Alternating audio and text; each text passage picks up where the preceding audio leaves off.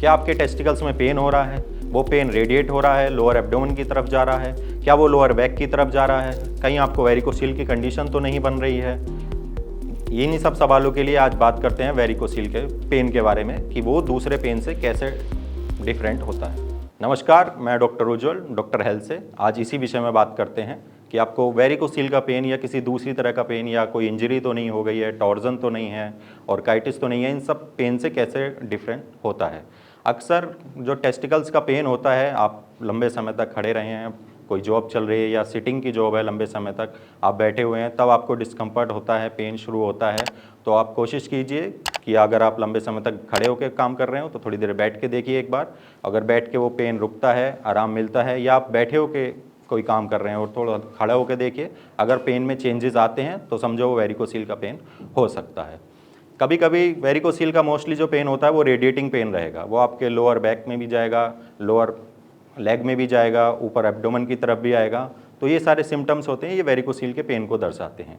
दूसरे पेन जिसमें अगर कोई इंजरी हो गई हो या टॉर्जन हो गया हो, ऑर्काइटिस हो गया हो, या फिर एपिडिडमाइटिस का एक पेन होता है। एपिडिडमाइटिस का पेन, एक लेयर होती है जो आपके टेस्टिकल्स के पीछे एक ट्यूब जैसी संरचना होती है, उसमें इन्फ्लामेशन आ गया तो वो पेन आपके टेस्टिस में ही रहेगा, वो आपका रेडिएट नहीं होगा। टॉर्जन यानी कि जो आपकी स्पर्मेटिक कॉर्ड है वो मुड़ गई है, घूम गई है, वहाँ पे भी आपका पेन होने के चांस रहते हैं। लेकिन वो पेन आपका जिस साइड में आपकी स्पर्मेटिक कॉर्ड मुड़ी हुई है वहाँ पे पेन होगा, आपके लेग में नहीं जाएगा, ऊपर लोअर एब्डोमेन में नहीं जाएगा। तीसरा, आपको कोई बैक्टीरियल इन्फेक्शन हो गया है जिस ऑर्काइटिस बोलते हैं, तो हो सकता है आप कोई एंटीबायोटिक लें, पेन किलर लें, तो वो आपका पेन रुक जाएगा।